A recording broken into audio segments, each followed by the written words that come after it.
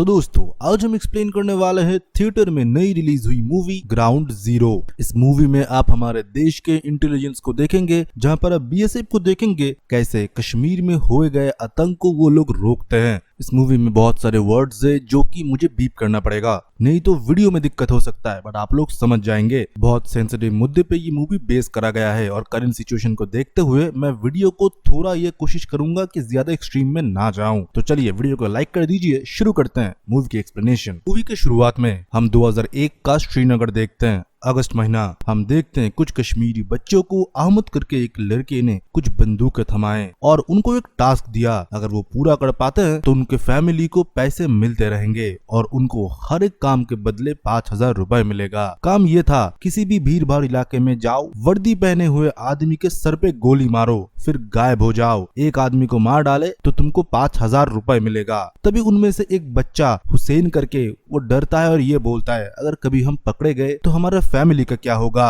तब अहमद उसे बोलता है तुम पकड़े जाओगे तो तुमको जन्नत नसीब होगा और तुम्हारे फैमिली को 50,000 रुपए मिलेगा। और अपने जैसे और भी नेक बंदों को जोड़ो इसमें, एक दिन जरूर हमारा कश्मीर आजाद होगा। फिर ऐसे ही शुरू होता है मौत का सिलसिला। ये छोटे बच्चे पिस्तौल लेके भीड़ भाड़ इलाके में जाते हैं, आर्मी बीएसएफ वालों के सर पे टांगते हैं और गोली मार देते हैं, जो कि इनको पता भी नहीं होता। पीछे से जाते हैं, चुपचाप गोली मार देते हैं। ऐसे 70 जवान शहीद हो चुके थे पिस्टल गैंग के वजह से। कोई उनको पकड़ भी नहीं पाता क्योंकि भीड़ में ये लोग घुल मिल जाते हैं। सीओ शर्मा फिर एक मीटिंग बुलाते हैं और ये बोलते हैं अभी कैंप से बाहर जाने के लिए भी हमारे जवान डर रहे हैं, हमको जल्द से जल्द इसके ऊपर एक्शन लेना पड़ेगा। और मैं मेरे बेस्ट आदमी को चाहता हूँ, जो कि और कोई नहीं नरेंद्र दुबे है, जो कि अभी एक स्टिंग ऑपरेशन कर रहा है। फिर हम नरेन को देखते हैं जो कि अपने पूरे टीम को सही सलामत ऑपरेशन से बाहर लाता है। एक बच्चा तब इंजर्ड भी हुआ था, उसको भी दुबे बचाता है क्योंकि वो कोई मजहब नहीं मानता। वो मानता है जो लोग ऐसे सब कुछ काम करते हैं उनकी कोई मजहब नहीं होते, वो बस इंसानों को चोट पहुंचाना चाहते हैं। नरेन मिलिट्री ऑपरेशन के बाद वो सीधा बेस लौटता है, वो घर वालों से भी नहीं मिलता। नरेन अपने जवानों को अपने परिवार की तरह मानता है, इसके लिए वो सबसे पहले अपने जवानों को रखता है, फिर उसकी परिवार आते हैं। नरेन जाते ही बोलता है कोर्ट्स क्या अभी भी आ रहे हैं और इसको अच्छे से डिकोड करो, क्योंकि हर एक कोड का मतलब दहशत फैलाना ही होता है। जो कोड दे रहा है वो कंप्यूटराइज आवाज से दे रहा है तो वो ट्रेस नहीं हो रहे, पर हर एक कोड का मीनिंग होता है। फिर नरेन आता है और अपने घर वालों से मिलता है, जहाँ पर उसकी प्यारी सी बीवी जया दुबे है और उसके छोटे छोटे 3 बच्चे। वो लोग बीएसएफ क्वार्टर में ही रहते हैं और बच्चे बीएसएफ की स्कूल में पढ़ते हैं। नरेन की बीवी और उसमें बहुत प्यार था। जब हर बार नरेन ऑपरेशन से लौटता है कोई नया चोट घाव लेके आता है, पर उसकी बीवी कभी भी उसके मनोबल नहीं तोड़ते। वो बोलती है कि ऐसा होता रहता है, बट ये कोशिश करना कि जिंदा रहो और अपना ख्याल रखो, तुम्हारे वजह से हम लोग तो इधर जी रहे हैं, सिर्फ हम क्यों, जितने भी लोग इधर अच्छे से शांति से रहना चाहते हैं, तुम लोगों के वजह से हम लोग चैन की नींद सोते हैं। फिर अगले दिन फिर से नरेन कैंप में लौटता है और जो कोड्स थे उनको एक्सपर्ट ने ऑलरेडी डिकोड करना शुरू कर दिया था। इसमें से एक कोड जो है वो कॉमन था, L2K32, जिसका मतलब उन्होंने निकाला था कार। तो नरेन बोलता है कार में ही शायद एक्सप्लोजिव लगा के कहीं पर कुछ तो करने का प्लान है इन लोगों का। और जवानों ने ये भी बताया कि सर हर दिन जो कॉल आता था वो 32 सेकंड में कट ऑफ हो जाता था, पर ये जो कॉल था ये 64 सेकंड तक हुआ। मतलब कुछ लंबी प्लानिंग ये लोग कर रहे हैं या लंबा कुछ कांड ये लोग करने वाले हैं। फिर हम देखते हैं नरेन अपने पूरी टीम को लेके जम्मू कश्मीर के मिनिस्ट्री डिपार्टमेंट में पहुंचते हैं, जहां पर एक मीटिंग चल रहा था। उस जगह को वो पूरा सील आउट कर देते हैं और तैनात हो जाते हैं कि कोई गाड़ी इधर ना आ पाए। वो पूरा ट्रेस का सिस्टम लगा चुका था, पर उसे ये नहीं पता था कि ये जम्मू कश्मीर के लिए नहीं था। हम देखते हैं कि मिनिस्टर के गाड़ी की हूबहू एक नकल उन दहशतगर्दों ने बना लिया था। और जब दिल्ली में पार्लियामेंट में सारे मिनिस्टर लोग अपनी गाड़ी लेके जाते थे, उसमें ही वो गाड़ी घुल मिल जाती है और पार्लियामेंट अटैक 13 दिसंबर 2001 में न्यू दिल्ली में ये लोग कर देते हैं और ये खबर पूरे देश में फैल जाता है। और नरेन को मानो ये पहले से ही पता था, पर वो ये नहीं पता लगा पाया कि ये जेएनके में होगा या दिल्ली में या देश के किसी भी छोर में। फिर उसके तुरंत बाद एक ग्रुप जो कि इसकी रिस्पॉन्सिबिलिटी लेते हैं, उनका हेड जो है ये एक ऐलान पूरे न्यूज चैनल पे कर देते हैं कि ये अटैक तो कुछ भी नहीं था, इंडिया के ऊपर और बड़ा अटैक होगा और कश्मीर आजाद होगा। फिर हम देखते हैं रॉ ने डिकोड कर लिया था कि ये आवाज और किसी की नहीं, गाजी बाबा की है। और दूसरी जगह हम हमारे देश के प्राइम मिनिस्टर को देखते हैं जो बोलते हैं कि इस हमले से हम नहीं डरने वाले, हम कश्मीर में दौरे के लिए आएंगे, आपको जो भी करना है अब कर लो, इंडिया किसी से नहीं डरता। और ये जो आप लोगों ने किया है इसका करारा जवाब इंडिया जरूर आपको देगा। तो पूरे JNK में मानो एक अलर्ट हो चुका था कि प्राइम मिनिस्टर आने से पहले गाजी को तो टेक डाउन करना होगा, नहीं तो उसको पकड़ लेना है। फिर हम देखते हैं रॉ के चीफ अपनी एक लेडी ऑफिसर को लेके पहुंचते हैं JNK। फिर रॉ अपने इंटेलिजेंस से एक डेटा शेयर करते हैं, वो बोलते हैं तारिक मलिक जो कि JNK में ही है, अगर इसे हम पकड़ लेते हैं तो इससे हम उगलवा सकते हैं कि गाजी बाबा कहाँ पर है। पर इधर हम देखते हैं कि नरेन बोलता है कि अगर हम इसे फॉलो करते हैं ये जरूर कोई ना कोई गलती करेगा और गाजी बाबा तक ये खुद पहुंचाएगा, नहीं तो इसे पकड़ लेने के बाद टॉर्चर करके भी इन लोगों के मुंह से आप कुछ उगलवा नहीं पाओगे। ये लोग इतने ढीठ होते हैं, मर जाएंगे बट अपनी कौम के खिलाफ कभी भी ये लोग खड़े नहीं होंगे। तभी रॉ के चीफ बोलते हैं इसके पकड़े जाने की जरूरत ज्यादा है क्योंकि अभी पूरे देश में दहशत का माहौल है और हमको जल्द से जल्द एक्शन लेने की ऑर्डर मिला है। तभी हम देखते हैं CO शर्मा नरेन को बोलता है तुम इनके ऑर्डर फॉलो करोगे, तारिक को तुम लोग पकड़ो। नरेन वही करता है, अपने सीनियर्स के ऑर्डर मानता है और तारिक को वो ट्रैक करके पकड़ लेता है और रॉ के कस्टडी में सौंप देता है। नरेन उनको ये भी बताता है कि दिल्ली अटैक से पहले हमको कोड्स मिले थे, हमने डिकोड भी कर लिया था, पर हमको लगा था कि ये JNK में होगा, हमारे पास इंफॉर्मेशन है, हम चाहे तो तारिक से कुछ भी करा सकते हैं, आप ये ऑपरेशन मत कराओ। पर उन लोगों ने नहीं सुना। फिर हम देखते हैं कुछ टाइम बाद नरेन की बच्ची स्कूल जाती है, वो लोग बॉर्डर सिक्योरिटी फोर्स के स्कूल में ही पढ़ते हैं, उनके लिए अलग सा बस होता है, सारे जवान के बच्चे इसी स्कूल में पढ़ते हैं। वो लोग बच्चे को लेके जाते हैं और एक BSF का आदमी जाके चाय के टपरी में चाय पी रहा था, तभी पीछे से वही पिस्तल गैंग आता है और गोलियां चला देते हैं और भीड़ भाड़ में वो छुप जाते हैं। बच्चे के सामने ही बाप को मार दिया गया और पिस्तल गैंग इतना बढ़ चुका था कि हर कोई जवान बाहर अकेले घूमने से भी डर रहा था। नरेन मानो अपने CO साहब से बहुत ही नाराज था, अगर तारिक को ट्रेस करा गया होता तो वो लोग मेन हैंडलर तक पहुंच सकते थे जो कि ये पिस्तल गैंग के पीछे था, तो ऐसे जवान नहीं मरते। फिर नरेन एक पैटर्न नोटिस करता है कि जितने भी इधर कॉलेजेस है जब उनकी छुट्टी होता है तब ये अटैक नहीं होते, जब वर्किंग डेज होते हैं और इन लोगों की छुट्टी के टाइम होते हैं तभी कोई ना कोई जवान के साथ ऐसा होता है, क्योंकि भीड़ भाड़ और ज्यादा होता है और यंग बच्चे इधर पढ़ते हैं। इसलिए नरेन इस जगह सर्वेलेंस लगा देता है और खुद रिस्क लेके अकेला बाहर जाता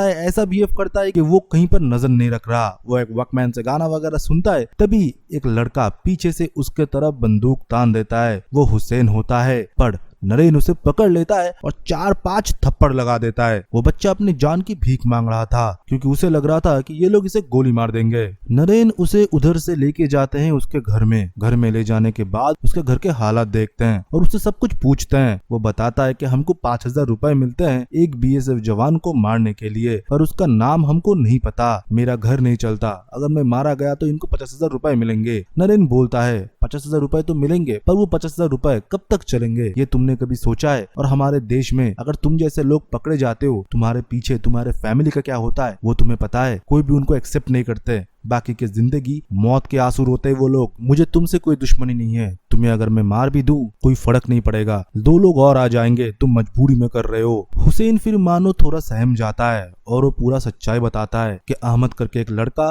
उन लोगों को ये सब कुछ सप्लाई किया करता है, वो लोग और लोगों को जोड़ने के लिए भी बोलते हैं, और अगर कोई भी इंजर्ड हो जाता है कोई डॉक्टर या हकीम के पास ये लोग लेके जाते हैं। तो नरेन पूरा सर्वेलेंस बिठाता है हुसैन के घर के बाहर और हुसैन को बोलता है तू हमारे लिए ही काम करेगा, पर उनको भनक न लगे, हमको उधर से मेन हैंडलर तक पहुंचना है, और हुसैन तू अपने फैमिली की चिंता मत कर, उनको मैं देखूंगा अगर तुझे कुछ हो भी जाता है। हम देखते हैं कि हुसैन कुछ दिनों बाद अहमद से मिलता है, मिलने के बाद उधर BSF रेड मार देते हैं, जो कि पहले से ही लोकेशन उसने ही बताया था, और अहमद को भी वो एक गोली मारते हैं और हुसैन के पैर में भी गोली मारते हैं कि ये दिखे कि दोनों ही इंजर्ड है। फिर अहमद उधर से बोट ले लेता है और हकीम के पास ले जाने के लिए बोलता है। हकीम के पास ये पहुंचने के बाद जब वो अहमद का ट्रीटमेंट ट्रीटमेंट कर रहा होता है, हुसैन मौके से उसके डॉक्टर वाले बॉक्स पे एक ट्रैकर लगा देता है। आज नहीं तो कल गाजी बाबा जरूर इसे बुलाएंगे, क्योंकि ये लोग हॉस्पिटल वगैरह में नहीं जाते, क्योंकि वो तभी जल्दी ट्रैक हो जाएंगे और ये पकड़ लिए जाएंगे। इसलिए ऐसे हकीम डॉक्टर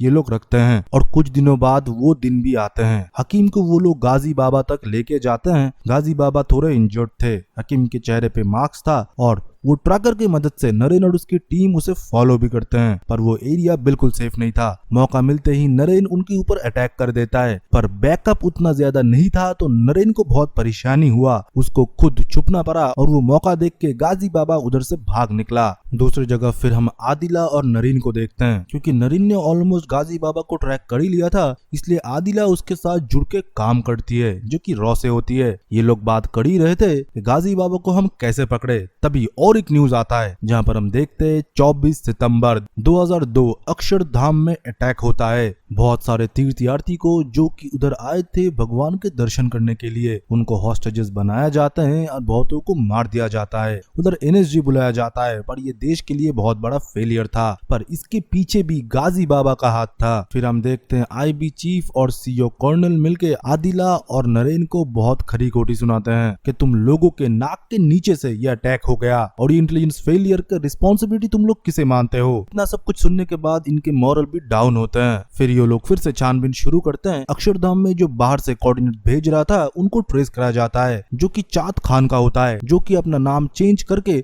JNK में रह रहा था। इन लोगों ने जब इसको ट्रेस कर लिया था तभी हम देखते कि नरेन को हुसैन फोन करता है और ये बोलता है मुझे बोला गया है कि एक बड़े मकसद के लिए मुझे चुना गया है और मुझे सरहद के उस पार भी जाना पड़ सकता है। मुझे बहुत ही डर लग रहा है और मुझे कल एक बड़े आदमी से मिलना पड़ेगा, जो कि कुछ दिन पहले एक बड़ा काम करके आया है। तभी मानो नरेन का सिक्स सेंस बोल रहा था कि ये और कोई नहीं, ये चाँद खानी होगा। तो अगले दिन सुबह हम देखते कि हुसैन चाय के टपरी में वेट कर रहा था और नरेन और उसके बाकी टीम उस पर नजर रखे हुए थे। बहुत टाइम बीत जाता है, कोई भी नहीं आता। फिर से ट्रांसमीटर पे एक कोड आता है जहाँ पर वो आदमी हुसैन का नाम लेता है और ये बोलता है हमारे बीच में एक इन्फॉर्मर है, उसे हम जिंदा नहीं छोड़ सकते। नरेन हुसैन की तरफ भागता है, पर तभी ब्लास्ट हो जाता है और हुसैन के चिथड़े उड़ जाते हैं। नरेन को भी ग्रेनेड्स के स्प्रिंटर वगैरह आते हैं और उसे बहुत चोट लगती है। पर नरेन मानो शौक था, जिसको वो वादा करा था कि तुझे कुछ नहीं होगा, तेरी फैमिली को मैं देखूंगा, और हुसैन उसका मदद ही कर रहा था।